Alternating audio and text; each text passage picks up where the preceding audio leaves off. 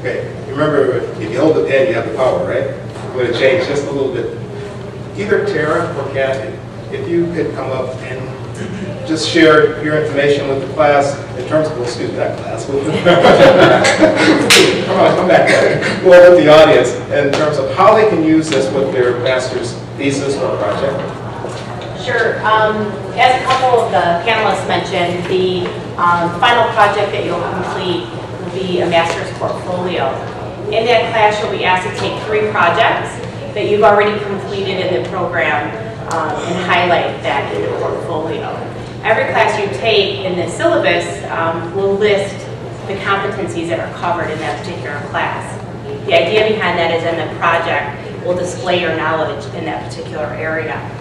So you can use that on future interviews to show prospective employers what you've accomplished and how you met those competencies.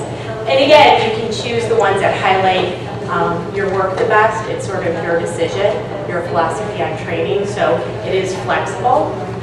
And I know some of you are in 499 right now, but for those of you that are working your way to that, that's the way we've structured this program, so you have that practical component piece. Thank you, Jerry. All right, now I'd like to open it up to you, the audience. You can ask your question of any individual or the entire panel. Anyone?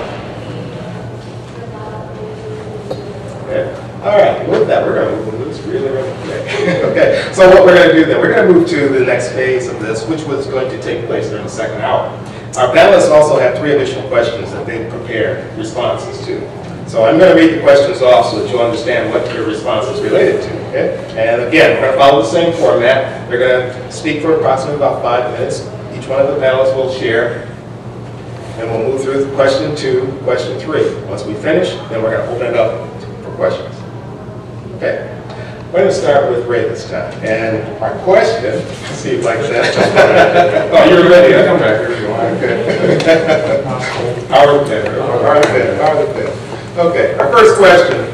How does a professional in the training and performance industry prepare in advance for networking or professional development events? And part 2 of that is, what can you expect if you prepare in advance versus not preparing? And I'll give examples. Right? All right. Let's see. Up front, as far as professional development events, ideally going into an event, you'd like to at least be abreast of the current trends in that industry. Given whatever the discipline is, you'd like to be reading literature up to the event that discusses what's actually occurring out there in the real world, so that when you enter into that venue where similar type folks are present, you can have a more informed conversation about current trends. Typically, when you go to professional development events, the conversations tend to be in the same group or the same conversation about stuff you already know about stuff you're dealing with already. Rarely do you find opportunities to learn or be informed by current trends. And I think for you folks going out there and networking, ideally knowing something about the industry will give you a little leverage in the room, definitely when it comes to maybe decision makers being present in the networking event who actually look for fresh ideas from those new folks coming into the room.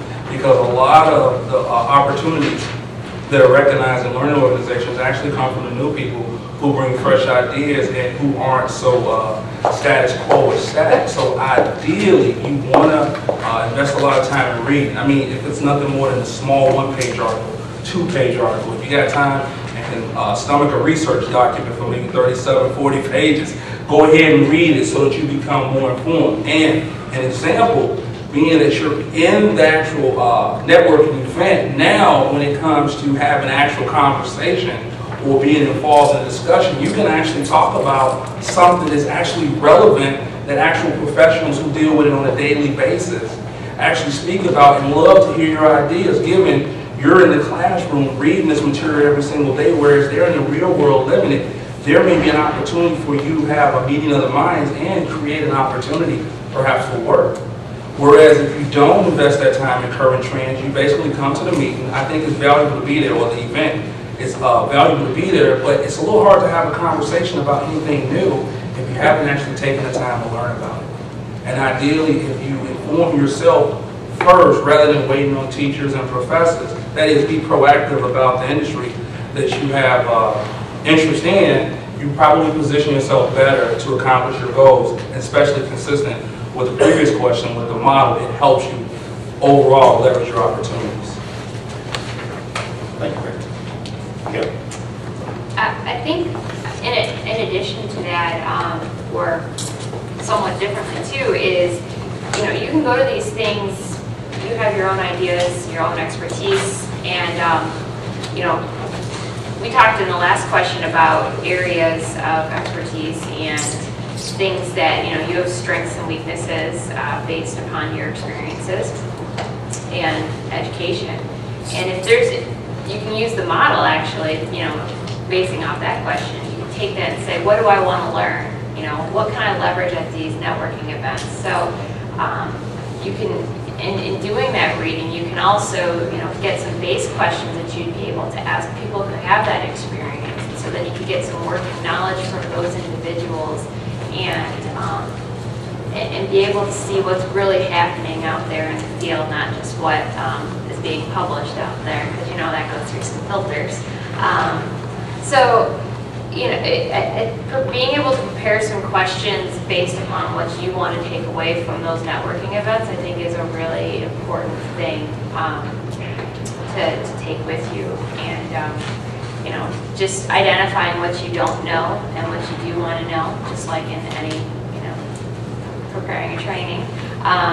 You take that and almost make that like a training event for yourself, and just also being able to prepare yourself so you can walk around and ask different people different questions, and so you're not just focusing your time with one person too. So when you're actually at the networking event, which this isn't really preparing, but while you're there, make sure that you're not just staying in one area the whole time. Make sure you're actually circulating and meeting people and introducing yourself, and not waiting for people to come to you. And just be prepared to introduce yourself and present yourself in a really great way, and then have your questions ready to start, sparking up some conversations so you can take away what you want to from that. Okay, thank you, Kim. Sounds great.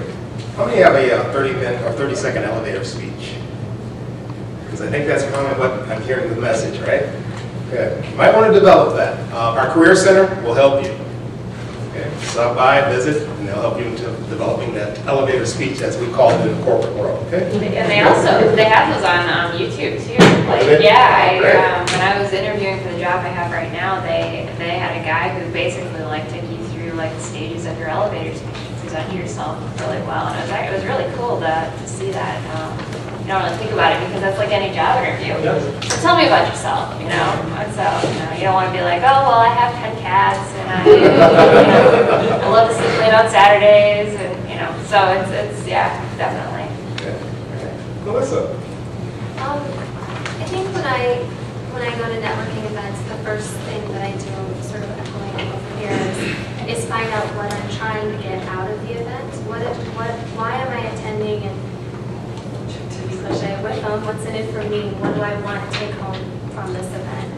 So definitely coming up with a list of things that are interesting to me or what I want to learn, really trying to figure out what I want to take away from it. Another thing too, when you're going to networking events, a lot of times I'll see when people come to networking events and it's just like a free-for-all with business cards, just going around, and it's not really meaningful networking. It's just, here's my card, look me up on LinkedIn, and then you never really talk to that person again, and you haven't created a meaningful relationship with them. So even though I always have a stack of cards with me, I really try to create one or two meaningful networking relationships with someone at an event. And so the best way to do that again is to really kind of the elevator speech and talk about yourself, what you can offer, what you're looking to build upon. Maybe, if you're looking at the different areas of expertise, maybe you're lacking in instructional design and you're trying to find out more about that. You want to network with people who can help you build that skill set or something. You want to work with people that can, help you develop. But then also you have to be prepared to give something in return. It's a two-way relationship. It's just not, here's my business card, I'll see you out on LinkedIn. Thank you. Steve? think there's been a lot of good information so far from the other three panelists. To kind of build on that, I know personally whenever I go to these events, the first thing that I end up doing is I go back through all my projects at work and I start making mental notes about a week in advance saying, what kind of stuff am I working on? What kind of things are potentially interesting to other people? And I kind of start funneling it down based on what the event is going to be, who's going to be there, maybe kind of a general idea of where I want that conversation. And then from that, I kind of narrow down all those projects and say, well, out of the 15 I'm working on, maybe I've got 4 of them that would be really interesting in relationship to this event. And that way, when I'm walking in the door, I can easily talk about that because I'm living on a daily basis. I'm also going to pick the ones that I'm either passionate about or the ones that I really need to get done because I can speak at it from not only from technical, from interpersonal relationships and everything else, but that kind of also helps solve a lot of these foundational competencies on how does this relate to other people? How can I actually bring this business idea to analyze a situation, maybe to an event? And then from that, you can usually then walk in the door and you start making a conversation with people. But then you can ask, hey, you know what? I've got this problem at work I keep running into. I've tried these 4 solutions, nothing seems to happen.